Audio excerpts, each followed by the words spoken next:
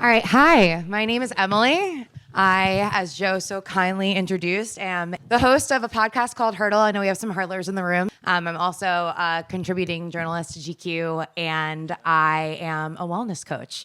Happy to be here alongside these lovely people to kick off New York City Marathon Week. I'm really amped on it. We already got some introductions here, but of course, to my left, first and foremost, we have Joe Holder, creator of the Ocho system. Also, no one knows what it means, but it's provocative, you know? GQ contributor as well, and just an all-around wellness aficionado, Finley wanted me to call you.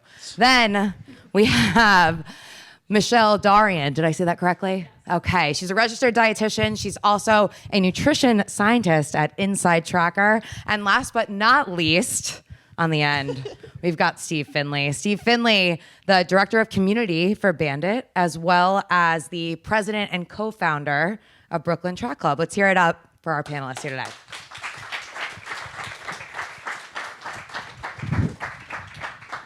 You good, Maine? You good? Yeah, you know, I've just got to pass some mic love around. All right, Long so legs. we just watched this journey. How do you feel watching that back, and how are you feeling now? Let's start with you, Joe. I mean, I always feel a little cringe watching myself. Yeah. Believe it or not, guys. But, you know, looking back at it, it's a little fascinating because I think, you know, when people now, they do things, then they just move on to the next thing, move on to the next thing, move on to the next thing. What's the next race, you know, type of thing. But with this, I think, you know, my late friend Virgil was super big about archiving. And I think past his death, just to be candid, I've been thinking a lot about archiving and being able to document journeys, being able to document experiences, but also, you know, being able to essentially highlight the journeys of other people that you're doing life with. So it brings me a little bit of joy. I mean, you know, had a really good time with Finley. He's definitely become one of my best friends over the years, met new people on the trip. So being able to look back at it and, you know, have something that at the end of the day, the internet kind of lives forever. And it brings back some feelings of literally my stomach was doing somersaults. I have never felt like that in my life. I haven't ate Chipotle in about 8 years. I don't know why I thought it was a good time to start. But yeah, I mean, the body keeps the score, as they say, so. What do they say? Nothing new on race day? Joe decided to really lean into that one. Finley, great coaching. Speaking of which, how are you feeling? I'm the same as Joe. You know, it's always in the privacy of the living room. It's really fun to watch these back and flip through the photos. It's always weird when we show it to people. But no, I mean, I'm with Joe. I mean, I think it's something really cool about the running community the last couple of years, like photography, video, the reels, everything's been out there. And, you know, when you go on a trip with friends, in the moment, it's amazing and like things pass by so quickly. And it's been really nice to like revisit this because, you know, it was before marathon season started, which in my world is like, you know, a hurricane and crazy. He calls it the war. It's a busy time. And I think from this race until now, I was gone most weekends, but being able to sit back and look and like reconnect, and then just being able to text it out to everybody that was on these teams, and we had a lot more from photos from the other teams or the other van and everything, and it's just like ways to build those connections. And I think, you know, a lot of us follow people and get to you know, interact with them on the internet and maybe see them once a year. But I love these events because you can pull a really good group of people together, force them into a situation that they should never be in. Like, when am I going to be in a van with Joe for 14 hours and poor little Wendy's sitting next to him, you know, and like, and we have this great group of people, and it's things that you should never be doing. And that's what, like, I think is cool about some of the stuff that Joe and I get into, is just finding ways to push ourselves mentally and physically and find these new experiences, and then being able to capture them is really cool.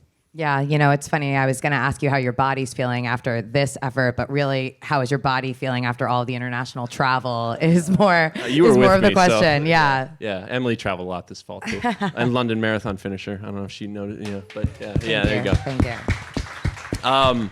No, it after this effort was tough. So when you run downhill for, I think it's like 2,500 feet, and Joe also, his leg was about 2,000 feet of downhill running, you just pound the quads. And that's, you know, you guys hear that like Boston's really hilly, and you think it's the uphill, but really it's the downhill. Nobody really tells you that. So with this race, you kind of, the clock starts when you're in the first two legs, where, you just need to really try to recover and recover and recover, because by that third leg, you're just like running on sticks, and you're just like, the muscles are failing, and you're just trying to make it through. And we were lucky to make it through. Joe handled like 3 very hard legs, which was pretty intense. He kept yelling at me throughout the night. Why did you do this to me? And I was like, well, I don't know. It felt right, but he's in shape. I usually have those nightmares with myself, Yeah. But no, I've recovered after 12 weeks. Great. Yeah, we'll definitely touch a little bit more on recovery for endurance-based efforts in just a little bit. Before we do, I want to go into the concept of why. We have a lot of runners in this room right now, all of them with their own why they lace up, why they get out there. Joe, I'm curious to start with you. What is your why for taking on an event like this, or marathoning in general, knowing the wide array of things that you do with this as a component of your profession? I mean, you want the honest answer? I want the honest answer. Content. Ben's like, yep. Fucking guy. I mean, between marathons, stuff like this, the honest answer is because people have said I couldn't. So my thing was, when I first came into I have this thought process of like, you kill your idols, or you just shut people up who say you can't do things. So when I first came into the game, 8-10 years ago, and I first started coaching for Nike, I was like their first Nike trainer and run coach. And I would hear, because of the way I approach training is a little bit abnormal, and it's from a sense of first a sport agnostic approach, and it's basically how people really train in college for athlete foundations. People was like, oh, why is Joe? People were talking shit. They were like, why is Joe training runners? What is he doing? He doesn't know what he's doing. First off, I was a junior Olympian, so give me some respect. Second off, I know what I'm doing because I'm always fucking reading. And third off, I tried for myself. So I started doing this, and also, of course, documenting with my friends. But the first marathon, I wanted to call my shot and do a BQ qualifying time because people said I couldn't. And I wanted to prove people wrong just because, I took that personally. So that's how I approach it, very, MJ style. But yeah, I think you have to sometimes create enemies and then defeat them. But if people are chirping, I hear it, and I don't chirp back. I just wanted to prove it. So that's why I do things like this. Not all the time. Sometimes on Twitter. There's some chirping on Twitter. I talk a lot of shit on Twitter. He does. And shout out to that first year when we were doing some of that Nike coaching over at Icon. I made everybody run their fastest mile. We did it. Yeah. We My really archive crazy. No, I'm just kidding. Finley, talk to me a little bit about your why. Why do you keep running? We're talking to a guy that used to have 80, 90-mile weeks back in college. We're a little removed from college right now. True, yeah. So why are you still in the game? Less removed than people thought, but no, I'm just kidding. For me, it's all about new frontiers. I think I was really lucky to be out at Oregon in grad school, and then run professionally with a Nike team and work with some amazing coaches, and get to see Olympic athletes and Olympic gold medalists, and live with these people and kind of see what they do on a daily basis, and then just getting into community running and kind of getting people from 7-hour marathons to 6-hour marathons, or down to sub 2:30 or whatever it is, Olympic trials qualifications. There's a lot out there performance-wise, and then when you get into things like Hood to Coast or the Speed Project, which is a 300-plus mile race in the desert, you get to start to see these like new frontiers of running, and that's why I think ultra running, trail running, a lot of this stuff's catching on right now, and it's not necessarily because people are like, yeah, I want to run 50 miles, but it's where your body and then your mind go to during these events, and you get to see it. You just uncover so much about yourself. For me, I don't run as much anymore. I coach a lot now, and I also typically, like the Lost Boys last year set the record for the co-ed division. I was just the driver, right? Because I love just being there, helping the athletes, watching everything go down, and kind of like, creating these environments where people can kind of test their limits and discover these new frontiers. And that, for me, is always my why of how I set up the year. Marathons, distance races, even street races in New York, or fun stuff like going to the indoor meets up at the Armory. It's all new stuff that you can uncover about yourself, and it's right there at your fingertips, especially if you enjoy running. So any of you guys that are out there, push some limits next year. Do you feel like you are interested in doing that for others because you had people in your life that really helped set you up from a young age? Oh yeah. I think that's a massive reason why, is just because I was very fortunate to have so many experiences on such a spectrum with the sport and with a lot of different people and a lot of traveling and things like that. And I know how special it can be. This row up front here, we were just talking about when we were in Copenhagen for the half marathon in 2017. And it's trips like that where you get to like just connect with people. You know, you can look around the room and be like, I've been to 4 countries with you. Joe and I have probably been to like 6 or 7 together, you know, and it's like just destination races and like putting it out there and saying, like, let's set a goal, go accomplish it, and also just have fun and spend time with friends while we're doing it. And that is definitely something that I've seen impact my community and my friends and everybody very positively over the years. Yeah, and I love what Joe said before. I'd love a show of hands in the audience for someone who showed up to run or tried a run because they either told themselves that they couldn't do it or someone told them that they couldn't do it. Yeah, I mean, it's definitely something that's relatable. I think that a lot of people can really get on board with that. Now, before we talk about the prep that you guys went into for this event or perhaps other endurance events you've done before, I'd love to pass this over to you, Michelle, to talk a little bit about, from your perspective as a registered dietitian, what are some things that we need to be keeping in mind when it comes to that build up to an endurance event? Let's target it specifically toward the marathon.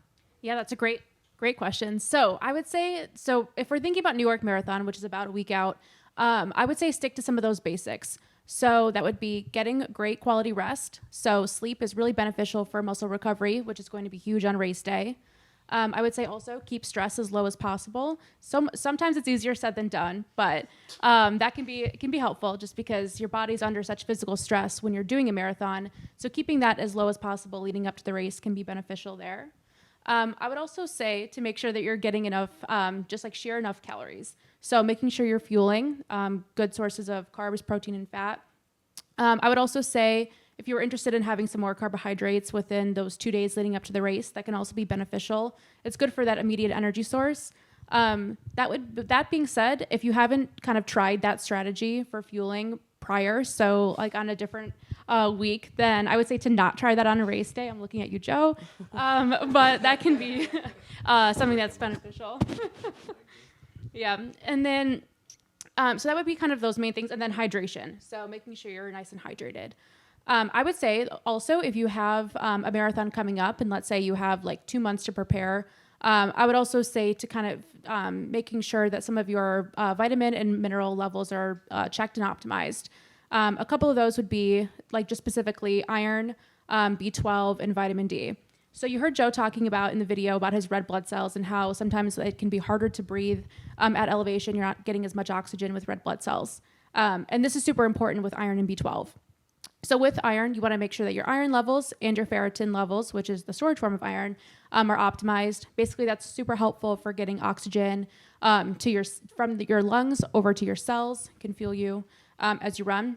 B12 is also helpful for red blood cell production. And we all know vitamin D. Vitamin D is great for calcium absorption, keeping your bones strong. They can help you on race day as well. Super helpful. Can I just add, because let's like bridge the literacy gap there real quick, because it's like when people throw vitamins out, sometimes it gets a little confusing because it's like, well, what the hell are those anyway? It's like, so think about just for when you're running or your diet leading up. It's like, okay, just do a base analysis. It's like, okay, where can I get iron from?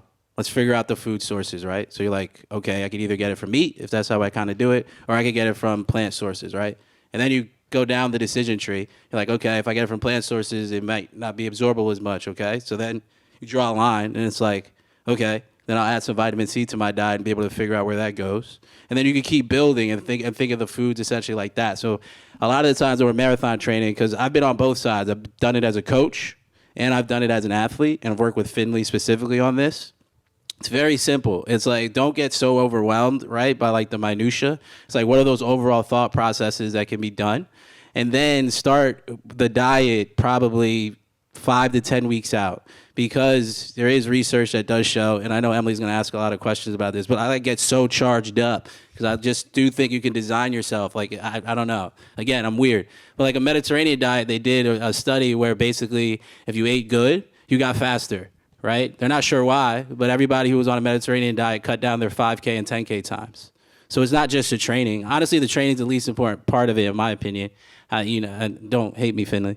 But it's like, I did a marathon on less than 40-mile weeks, and I optimized everything else because I'm trying to figure out where to go. So, sorry, I'm not going to moderate this panel. I'm going to let you take it back. You can jump in whenever you want. It's interesting because I've done a few InsideTracker panels myself, and my first one was the first time that I learned that I was low in iron as well. So for me to get that information and then through InsideTracker get the recommendations that were so helpful for me to turn things around, I wasn't thinking, oh, it's weird that I'm tired all the time. I was just like, oh, I'm tired all the time. This is just a part of my everyday. Like, we're New Yorkers, we're tired people. But the reality was that if I got this blood test and then I was able to then implement the feedback that was free as a part of my InsideTracker exam, then I was able to feel better in my body and then perform better. Now, it makes sense that something like a Mediterranean diet might make runners perform faster because it is high in a lot of the different let's say biomarkers that we are seeking, or it can increase the biomarkers that we're seeking here.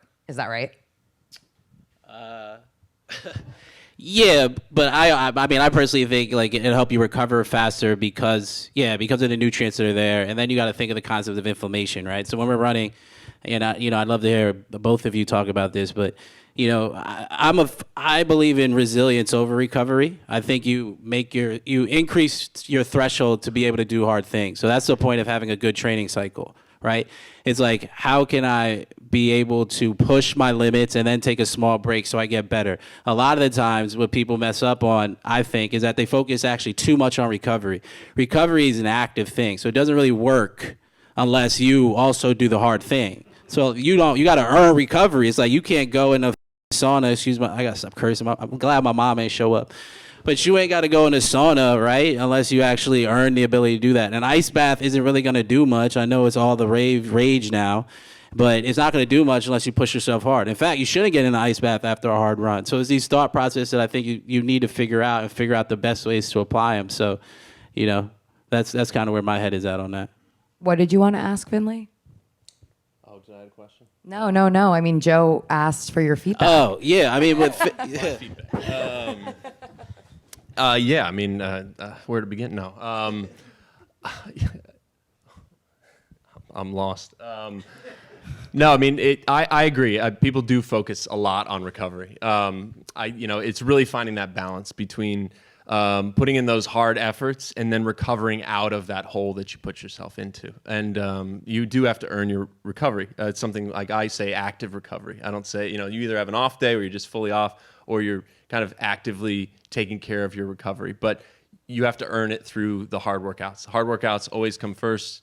You always put yourself in a hole, and then you have to bounce out. And that's how you ultimately progress and gain fitness as you go through a training cycle. Yeah, and this leads us into the question of what really happens to the body when we are training for an endurance-based event, right? So to that extent, we're talking about recovery, but what else do we need to be cognizant of that's happening to the body as we are adding on that mileage and really building up?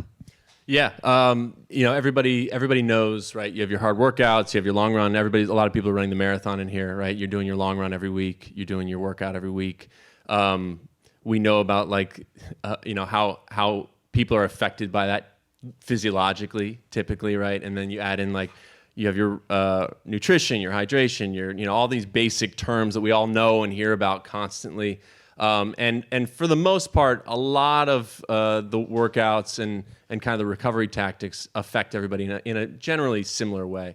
I think what's interesting when we look internally on the impact of the body, when you're training above a certain level, probably 30, 40, 50 miles a week, everyone has those normal things that affects them, and then there's things that are unique to them. And that's something that's interesting with InsideTracker that I've always loved about blood testing is that you could have 10 athletes and they could all be doing the same cycle, doing the same mileage, same workouts, and each of them is deficient in something if you do a blood test.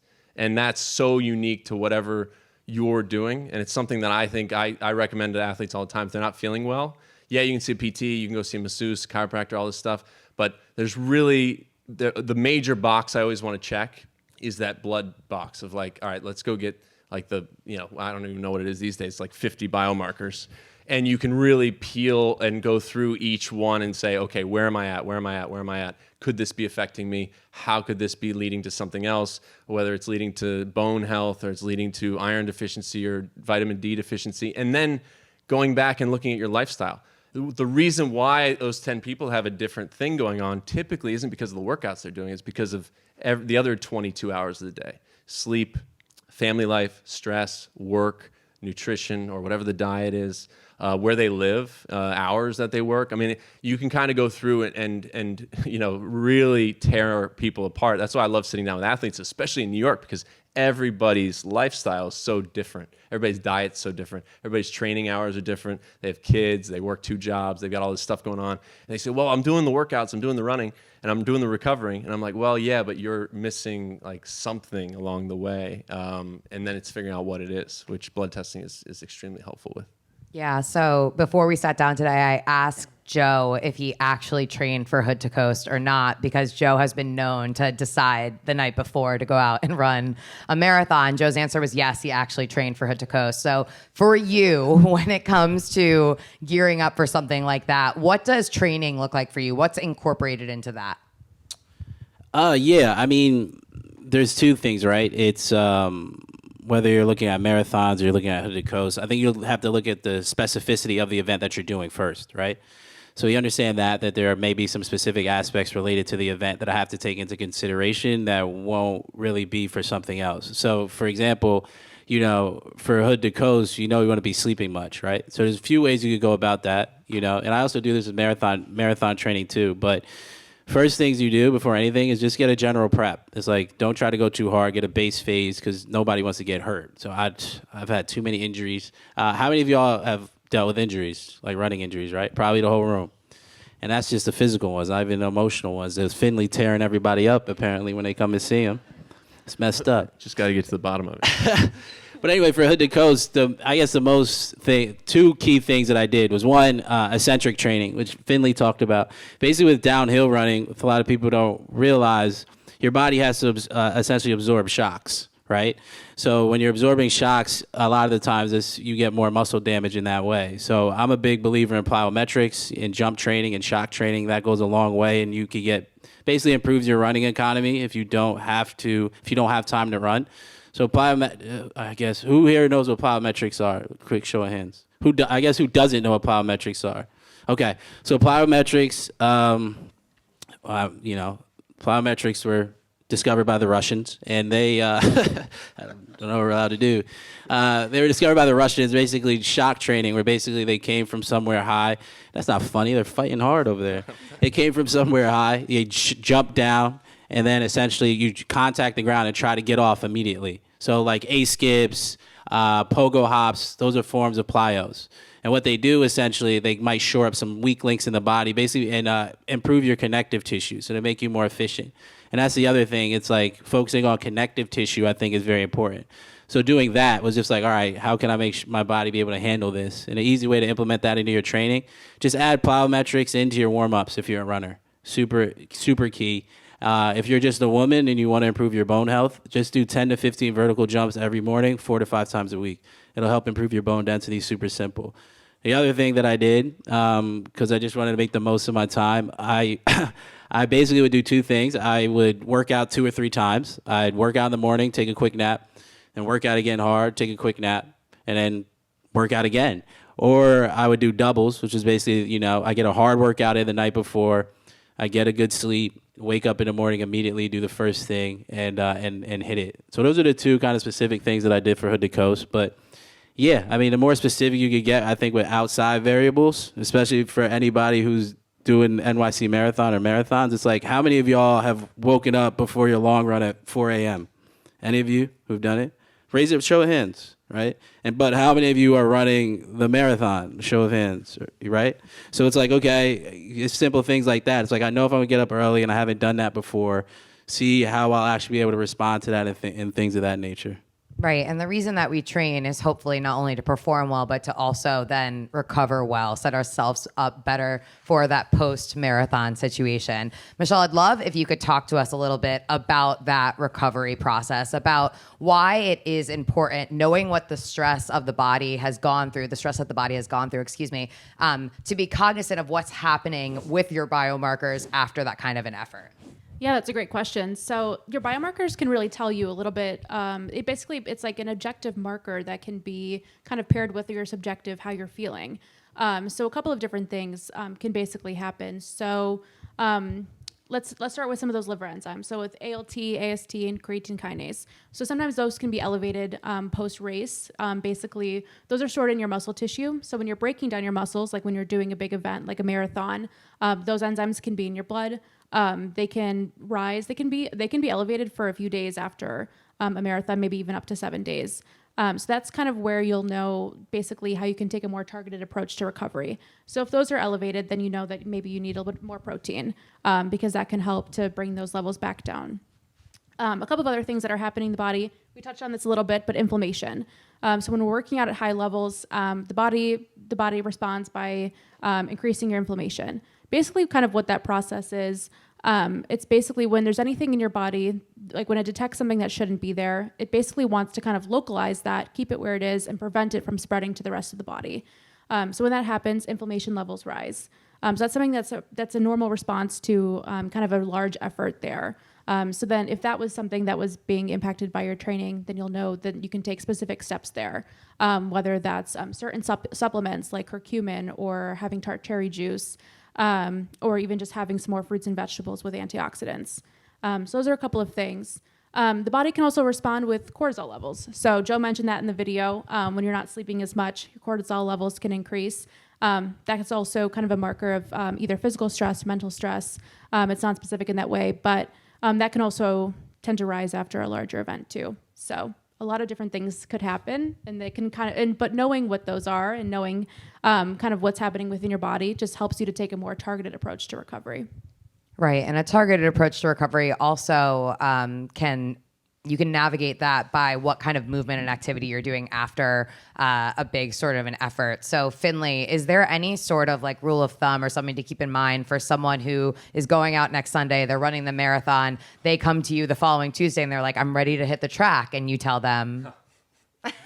When we have practice at Brooklyn Track Club after marathons, I usually ask for a show of hands of who ran on Sunday, and then we clap, and then I secretly bring them to the side and kick them out of practice, right? People want to, especially if you run it and you're on a high, you want to get back out there. You have that next goal. You're thinking, what am I signing up for next? And you're on it Monday morning. I'm a big fan, and I always suggest, yes, physically you might feel okay, but there's this mental and emotional reservoir that's drained from the marathon. And it's not even the marathon, really. It's the 16, 20, 12 weeks building up to the event, where you're sacrificing, you're going through a lot, you're stressing, your anxiety levels are up, you're worrying, there's a lot of self-doubt. I used to draw this roller coaster map when we'd train like 200-300 people back in the day for Nike, where I could track and see where people are. And I knew that at week 10, I was going to have like 15 people that came to me in tears because it was a workout and it was a hard workout, and they had a lot of self-doubt they were going through. They were stressed at work. They're trying to find the balance. They're doing 16, 18, 20-mile runs, and it's stressful. And when you finish the race, you've prepared and you finish the race, you have to think about that whole journey leading up to the race day, the finish line, celebration, and then give yourself some space afterwards. Even if you don't want to, you should take some time, not just to recover mentally, physically, emotionally, but also to celebrate. I think that's something that a lot of people kind of pass over. They're like, what's the next thing? What's the next thing? And it's not saying, hey, I just did this amazing thing, finishing the race. Doesn't matter how you did. You went through that whole process. You finished the race. You should celebrate it. And not only with yourself and look in the mirror and celebrate, but like, it takes a support system, whether it's people you're training with or people you're going to see for, PT needs or whatever it is, friends, family, roommates, significant others, whatever it is, everybody in your orbit has sacrificed to get you to that start line, typically. So it's something to celebrate. It's something to like really be thankful for and have a lot of gratitude for, and then just protect yourself as you get ready to head into that next thing, whatever it is. Yeah, Finley said the buzzword mentally, which we haven't touched on yet up here on the stage. We saw Joe in there talking about his breathwork practice, 4 in, 4 out, roughly 6 rounds per minute. Can you talk to us a little bit about other things that you do, whether it's breathwork, meditation, that kind of touches on that mental space? Yeah, good question. For me, I mean, for me, it's the brain, right? So I look at my dad's kind of a psycho, very similar to me, in these ways where he looks at the body. But for me, I look at how the brain and body connect. So a lot of people forget after intense endurance of events, like your brain actually shrinks because you just went through something extremely hard. So for stuff like that, I always look at how do I regulate essentially my allostatic load, which is basically how do I get my mind to understand that something's going to be hard. And then after you do the hard thing, how do I repair essentially whatever my neurotransmitters after I do something crazy like that? So making sure that's why I supplement heavy. But the mental stuff for me, one, I think you have to be honest. I think you have to honestly always think about what you're going to do. Don't underplay it. Don't overplay it. Just be honest. Some things are hard. Accept that. It might hurt a little bit. Move forward. I'm telling you, especially if you're doing that marathon or, there's always one point in a race where you're like, yo, what the hell did I get into? And for me, that's always mile 20 to mile 22. So, think about that. But, quick keys, I suppose. I have a meditation practice. I think you think about meditation or breathwork practice in 2 ways. What are you going to do to improve your parasympathetic state? And then what are you going to do to improve your sympathetic or activate your sympathetic very quickly? Parasympathetic, very simply, is essentially rest and digest. So how do I calm my body down very quickly? Right? So I think you're able to do that through basically having a simple breathing practice or be able to do that in your cool down. Think about that as gateways between events. So the whole reason why workouts work very well, especially cross training, is you do something hard, then you're able to calm down very quick. And that also gets you used to life. Like when you have an email and you're pissed off your significant other or whatever, you notice that your heart rate raises, and that's the stress that these two are talking about. How do you modulate that? Breathing. Super simple. 3 seconds in, 1 second exhale. 3 seconds in, 1 second hold, 4 to 5 exhale, right? Try to do that a few times a day. The other mental things are just like true meditation. I think a gratitude practice is very important. At the end of the day, look what you're about to put yourself through, whether that's the marathon or whether that's anything physical. You're making a decision to take care of yourself. Have some gratitude. Every time something good happens to you, hold on for 10 to 20 seconds. Hold on to that feeling because they show that gives your brain a little bit of a positivity bias. Because it's like, okay, there's so much wrong in the world. It's like, don't always skew towards negative stuff, right? And then another mental thing is sleep. I think you have to protect your sleep. Protect your damn sleep. Seriously, like, I'm guilty of it. I used to be that fucking never sleep guy or grind guy. It's like, no, you realize you feel a little bit better if you get your proper sleep. And then I think community, get as Ghetto Gastro says, like community builds immunity. Like literally being around people makes you feel better. And that's what's important about having a team. That's why I'm always proud of, what Steve does at Brooklyn Track Club. Because, whatever research literally shows when you run with a pack, efforts seem less intense because you lose yourself in the pack. You don't feel like such an individual. You realize you're with a group and you're kind of going through this together. So those are the big ones in like my mental practice. I used to really focus on, just the individual stuff, but, I think leaning on others has helped me as well. 2 things to double click on really quick. I love that the first time you swore, you apologized, and then it just became like common practice as we went on. And the second thing to double click on, which we established, like you will do this breath work and like maybe you'll fall asleep or maybe not. Can you touch on why the concept of like active rest or like voluntary rest like that can be beneficial for someone who comes to you and says, I'm no good at napping or I can't nap? Yeah, there's a few things here that could be helpful. I always, excuse me, it feels like I'm talking at you. I always like to treat the crowd as the additional member on the panel because you're up here, you're down there actually listening to us. So, what you're talking about, like the concept of rest, you hear it a lot, but it's basically this like non-sleep deep rest, right? It's like, can you just get your brain to click and reset itself without necessarily having to fall asleep?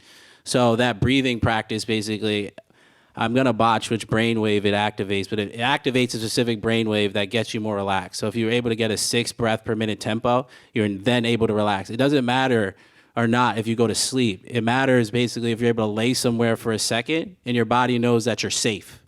That's really what the click is. You're able to rest and relax. It's like that feeling, essentially that feeling of safety. So if you're able to just take some time at any moment throughout the day, it's basically like a little bit of a self-distance practice. It's just take a few deep breaths in. You don't have to close your eyes. Just kind of look around, take things in, allow your body to calm down. So a lot of it is just like recalibration. That's really all. So I think if you're able to do that without thinking you have to go to sleep, it's key. It can be beneficial. And another thing that's also helped me, for those out there that might want to know, is caffeine naps. I learned about this in college. Shout out Penn Quakers. But that school kicked my ass. But I basically learned in college something called caffeine naps, whereas after you drink coffee or caffeine, just nap for 15 minutes because that's the amount of time, or just lay down and rest. That's the amount of time that it takes caffeine to actually activate in the body. And then you basically get a better focus after that short blip or break. You could combine it. Did anybody here get caffeine jitters? Show of hands. So if you need that, there's something you can take called L-theanine, which is essentially a simple amino acid before you take the nap that helps. It's found in tea, helps calm you down and recalibrate you. So yeah, I just think if you remove yourself from a stimuli, and one last thing I'll say, and one thing my dad always told me, if you're resting, rest. Doesn't matter if you're asleep. Put your phone down. You're not, and this is a key. There's a really good book on this. I'm not sure the title, I'm sorry. But one of the reasons why recovery practices work isn't because all of the time the practice that you're doing is because you're off your phone doing nothing. So when you're hypervolting or you're into Normatec, whatever, don't do anything. Don't be on your phone. Don't watch TV. Just sit there and be with yourself. So yeah, there's a lot of ways that you can recover without actually napping, but it's okay to just lay down and take a second too. Yeah. So we're finishing up here. I'm going to ask them one final question, and I'll open it up to about like 2 to 3 questions from the audience. So start marinating on that now. Final question up here for you all. So many people in this room, runners now, want to be runners for life. How can we do this for longer? How can we keep our bodies healthy for longer so that we can keep doing what we love? I'll go down the line, and I will start with Steve. Oh, man. Really, it comes down to how you approach what you're doing. It's like anything. I think a lot of people get wrapped up in performance. I think it's more of how do I make this a ritual, a part of my life, and taking off the stress, whatever it is, the need to go out. You don't need to be so rigid about anything. It's okay. You should give yourself. You should allow yourself to take time off. People come to me and they say, I don't feel like running. It's like, don't run for a month, 2 months. People even take off years. But it's still part of your life, still part of your identity. You don't have to be doing it every day to be a runner. And it's something that's really important. Like when you go through a training cycle, build up, set small goals, try to achieve them. You can have the big goal, but make sure you're not getting too far ahead of yourself. And that's really the thing, is the approach in my mind. It's something that I talk to people about a lot, because you should be able to. Our oldest member of our track club is 75, and he's been running for, I don't know, maybe 30, 40 years, but he still has these goals, and he sets these little mileage goals every month or every year, and he achieves them, and he always comes and lets me know about it. But it's one of these things where it's a ritual in his life. It's extremely important, and he'll say, I took a couple days off last week. I wasn't feeling well. And he doesn't beat himself up about it. And again, this is somebody who's 75, but we can apply that mindset to us now, right? I mean, life's hectic, the world's hectic, things are going on. You can allow yourself to have time to breathe, be stressed, take that alone time, and then transition back into whatever your next goal is. You have to be ready to kind of set that goal, to then achieve it. So just give yourself some space and allow yourself to have that space. And don't get so caught up in the performance or social media, what everybody else is doing. It's really your journey with your body. It's a lot of what we're talking about tonight is like your body, right? Everybody in here, individual bodies, individual life, individual everything, right? There's a lot of generalities of like training and things that you should do, and you do this. Be a student of yourself. And Joe always has the tagline, what is it? Design yourself. but it's very true. T-shirts coming soon. Yeah, but it's very true. It's very true. And I think a lot of people want to look to others, but just continue to look internally, continue to give yourself some space, and it'll allow you to go much, much further as you explore and grow through life with, whatever, family, job, everything. There's so many different stages, so many different eras of what you were going to do into the future. You can have running there as a partner throughout the whole time, as long as you treat it the right way and approach it the right way. Yeah, I mean, the through line that you're really touching on here is also having grace with yourself. And whether you're a beginner or super advanced, I mean, when I sat down with Kira D'Amato for the show, Kira took off a large chunk of time to have kids and came back and was the previous American women's record holder in the marathon. So it's possible at all levels. Michelle, what do you have to add in here about doing this for longer? Well, that was a perfect answer. I think just to add to that too, I just think it's important to do the activities that you love with the people you love too.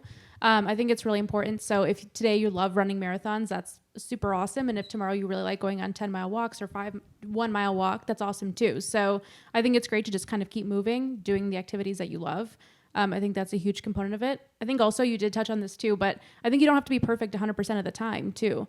I think it's important to kind of like nail some of these basics, like get great sleep, keep stress low, eat diversity of nutrients and all these things. But I would say just like to not beat yourself up about kind of being perfect all the time in that way. And Joe? I'll try to be quick. I think step one is always recalibrate why you're doing it. So it's okay sometimes if you're doing it for ego, if you're doing it for fun, if you're doing it for whatever. So figure out at that moment why you're doing it and allow that, I think, to be the guide, because you don't always, to do good things, you don't always have to want to do them at the time, but understand why you're doing it at first. To get super practical, one, build your team. Figure out who the people who are going to help keep you healthier and to help support you along the way. Number two is have a plan. So make sure that you have a simple plan that you can follow, or have guides that you can just hop into really quick, especially when you want to learn something new, right? So that's basically like bridging the knowing doing gap. So if I want to do something, who might already be doing that? What's a plan that I could rely on super quick and move forward? Three, realize who you are now might not who you used to be, whether that's better or worse. I know for me, as somebody who played a college sport and, Finley was a pro runner, you sometimes, there's a little, we call it, to be honest, there's a little trauma. There's a little trauma associated with knowing you can't ever be as good as you once were. That doesn't mean you always have to stop doing something. So I think as we age, and what I'm super intrigued about is, what I think is going to be the aging athlete for us in this generation who have really come up in health and wellness. Like what happens when we get older? What happens after we've been hit with, these anti-aging tropes and these things like this? It's like, will that make us stop? So I think you don't stop. Four is hone in on your diet and prehab. Like diet is a part of your prehab strategies. So make sure that you're eating good and then you do feel good. And then make sure you know how to not get injured before you're injured. And then I think 5 is like, don't let an injury cascade. Don't let a momentary pause create a forever stop. So a lot of times when we get hurt, we get so down, and 2 things happen. We try to push through, and we end up hurt for a longer period of time, and we can't do it. Or we get frustrated because after we go through the process and are now healed, we think we can never get back to what we were. The body does have a memory, so if you've been in shape before, you will get in shape quicker again. So just be aware of that. So those are the big things, be able to do it. And then, products don't work unless you use them, right? So it's whether we're talking about InsideTracker, whether we're talking about a massage gun, whether we're talking about a cryotherapy tank, what all this stuff does is unlock you. So really just like continue to remember that, it's a gift to be able to take care of yourself. And I think the more you remember that, you'll do it for longer because there's like an internal feeling. Like the 75-year-old man had to do with the glasses. Yeah, this dude, he's always smiling. I'm like, why is he always smiling? I want that. But I'm like, you know what? He's lit a light in him that he's like, I'm 75 and running on McCarran Park track, which that place is a zoo. So I think if you find your light, that keeps you going. Yeah, do it for longer. Do we have any questions that we can take? We have one in the front here. Oh, we have a mic too. Thank you. Tell us your name before you say your question. Hi, I'm...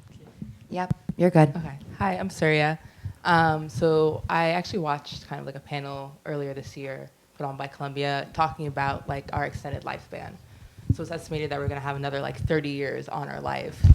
And the panelists, who I can't remember now, so I'm not even going to pretend that I can like name drop, but they kind of talked about this idea of like one shifting where we put that 30 years. So it's not just like the end of your life that you could add the 30 years, but anywhere in your life that you can add, 30. So like your 20s extended for another decade, so you can kind of experiment more, et cetera. But kind of touching on the topic of like the aging athlete one and, the guy who's 75 and still running, like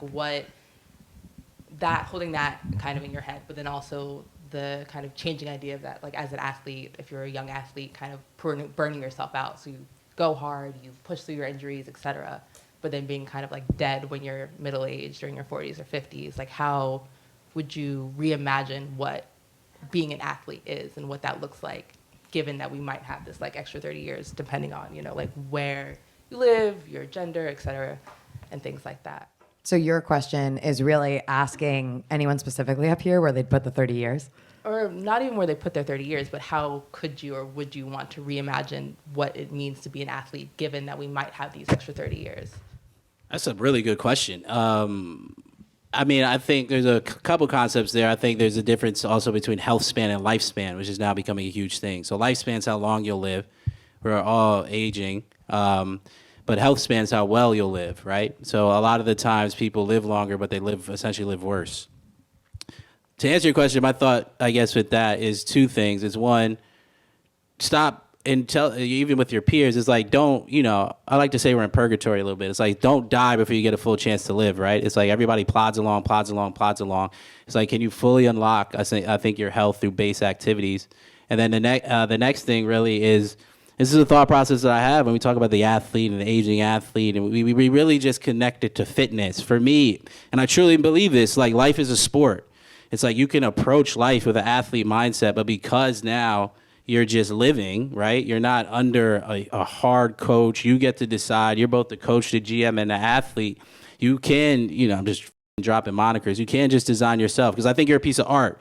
So now we look at essentially the concept of athlete as really an art form, which is for art, and I know they're throwing spaghetti and tomato sauce all over the classics, but for art, only one person has to find value in it for it to be worthwhile. So now you get 30 years, extra years on this earth as an artist to figure out what you want to do to make your life the best. I think that's amazing. So I think you just to really approach it from a both joyous aspect, a little bit analytical, decide what's important to you. I have something called a SWOT analysis, a multi-utility attribute analysis, which is basically figure out the attribute that you want to improve or want as part of your life, and on a scale of 1 to 10, you can write down 10 things in your life that might be important to you. On a scale of 1 to 10, order them, and then figure out, all right, where do I need to put my time and effort? You got 30 extra years to put time and effort into things you want to do. I mean, that's news to me. I mean, I'll enjoy it. I think it's just, I think you're an artist of your own life for 30 extra years, so don't let it go. Wow. Yeah, I mean, I couldn't have said it better myself. Where my mind went to was thinking about athletes that have come back to running and how they've diversified what they've done and what goals they've gone after. Emily just mentioned Kira D'Amato, who she's 37, 2 kids, came back to running and then set the American record in the marathon. And at the same time, Eliud Kipchoge, Berlin this year, set the world record in the marathon, also 37.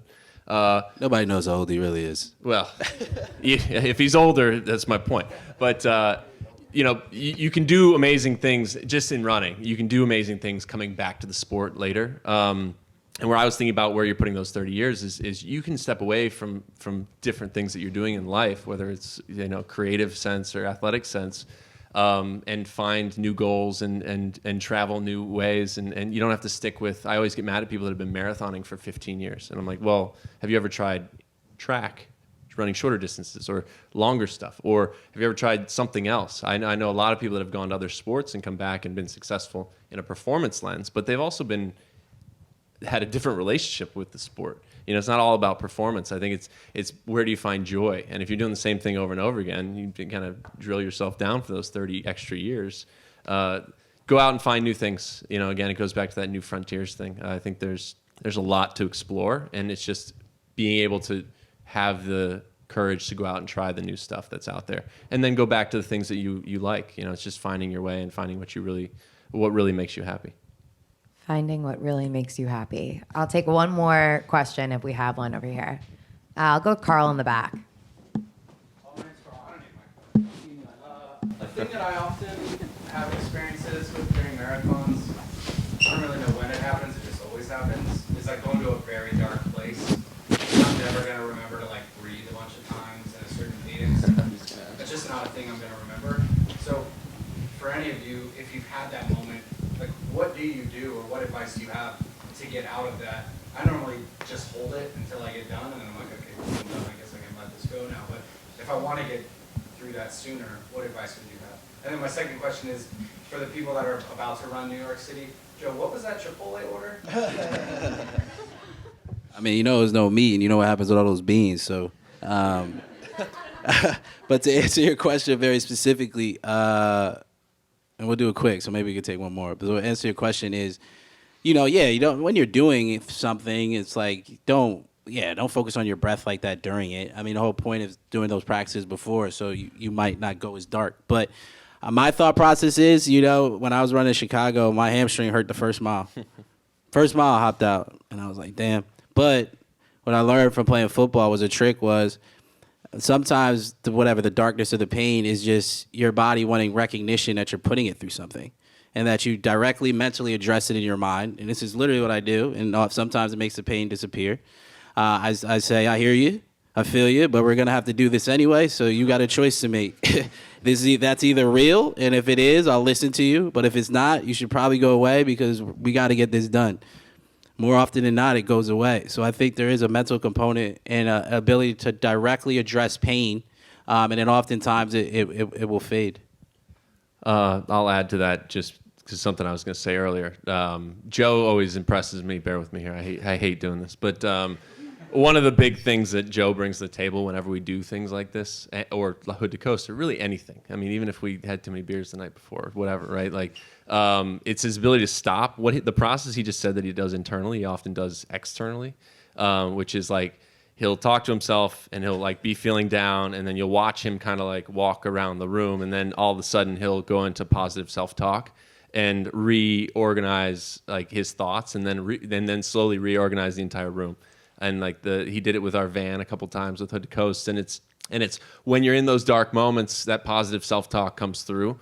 It's something that everybody's going to run the marathon. We're getting to mile 18. Guess what? You can do this thing. It's like just goes through your head. Keep going, keep going, keep going, keep going.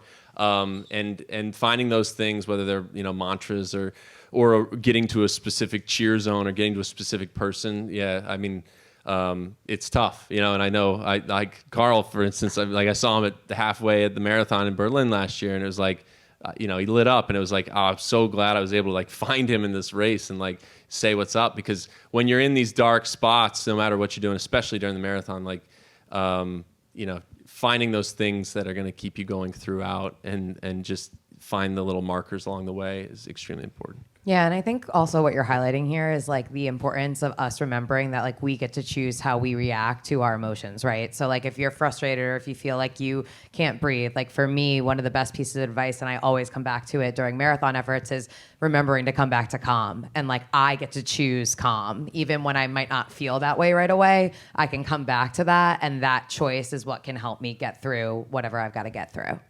Real quick, what was your question? You had a question? Me? Yeah. Actually. Real quick, what you got? Do you have one? Well, they're all kind of technical. You said a word, something called a Normatec. Yeah. What is that? So you'll get to try that upstairs, but it's basically a compression device. You put it around your legs, and it pumps air in. There's two things. It makes you feel, some people think it helps your lymph, so it helps circulate the lymph. And another thing is, honestly, just compression. It stimulates recovery because it feels like a hug. So that's why gravity blankets and stuff work, just because humans like to be essentially compressed slightly, so it calms you down. Okay, so It's a light compression system that you'll get to try. But does it actually work? Yes, so research does show it does work. Apart from a psychological thing of being hugged? Well, yeah. So it stimulates. So wait. No, because this is the issue a little bit with Western thought. There's this thought process that a placebo effect isn't actually scientifically valid, and it's another thought process that you can't heal yourself, and you can't. All right. But it helps your lymph. It basically helps stimulate waste product out of muscles. Okay. Sorry, just 2 more questions. One more. They're technical stuff. Answer them really quickly.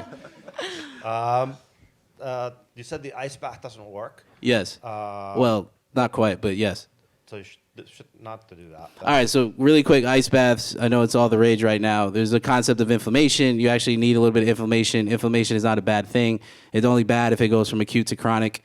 Sometimes if you use ice baths directly after a hard effort, really what you're doing is blunting inflammation, which is what you don't want. You want short-term inflammation. So when you are in your training zones, in your general prep phase, you don't want to go in ice directly after your workouts, okay?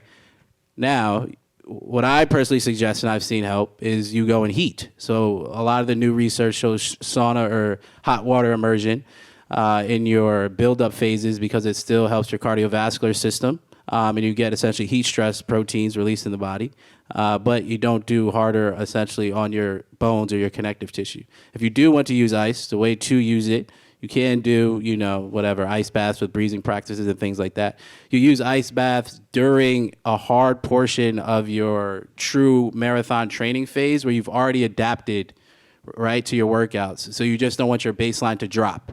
So an easy way to think about it is that, and it's why I use it in football camp and stuff, it's like if you have a quick double header, right, and you just got a base run in, you got a base run in just because you wanted a quick recovery run, you wanted to move the body, but you have a hard run in tomorrow. You already got the blood flow. You could hop in the ice bath real quick and essentially then blunt your pain, and you can then go tomorrow and run hard, but you're not trying to get in shape. You're trying to survive for the next race. So it's all about next effort. So it's all about context and timing. But we could talk about this upstairs as we will segue into this, please, because there's 2 things that I want you all to take note of. One, we got great drinks and food upstairs. Please have them because I don't want to be responsible for them. And they are also free. But we're also going to do a raffle. So even if you can only stay around for about 15 or 20 so minutes, please come upstairs real quick. Everybody got a ticket. All right, so on that ticket, we're going to give away some prizes and things like that because thank you, everybody, for coming. We got some great prizes, and then we can ask more questions. So should I just close it? You want to close it? Keep going. Sorry. So I just want to give a special thanks to Emily, who I'm able to please clap. Honestly, Emily is great. She came on board, last minute. I was greatly appreciative of it and definitely killed this panel. Want to give a thank to Michelle here. We've had great conversations. We've had many good conversations, and I hope maybe we can record and talk about some of the more in-depth biomarker things and the application of that. And of course, the biggest round of applause for Steve Finley. Steve! The leader in the community and in running. And then again, special thanks to Ash, Max, InsideTracker for helping us put on. But yeah, we got DJs upstairs. We got music going. Let's all head upstairs. We got a nice pizza. Let's see what we got. We got a We Run NYC pizza, and we could all have pizza upstairs. So. And one last thank you again to Joe for helping us. Yeah, Joe. Boo.